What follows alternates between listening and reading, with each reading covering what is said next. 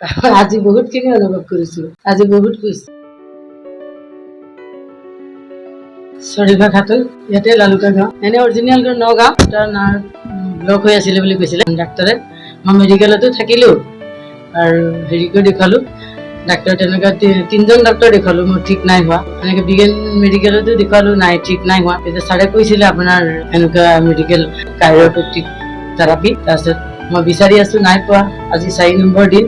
মই বহুতখিনি ভাল পালো। আগতে মই খাৰা হ'বই পৰা নাছিলো, আৰু শুই থাকিলে খালি পাৰো, বহি থাকিলো ভৰি ছিঙি যাওঁ, বিষাও এনেকুৱা লাগে। ওলোমাই ৰাখিব পৰা নাছিলো, কাঢ়িবই পৰা নাছিলো। আজি 1.5 মাহ হৈ গ'ল বিছনাত পৰি থাকা। মই 2 নম্বৰ দিনতে আপোনাৰ তাত কৰি কেনে মই বহুতখিনি ভাল পালো। আজি 4 নম্বৰ দিন, আজি নাই বুলি মই অনুভৱ কৰিছো।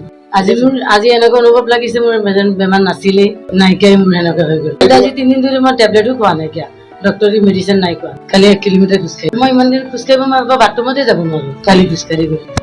আজি বহুতখিনি অনুভৱ কৰিছো, আজি বহুত খুশ। মই নিজে নিজে অকলে অকলে ডক্টৰৰ ওচৰত আকৌ বেলেগ কিবা কাৰণত গৈ আছো।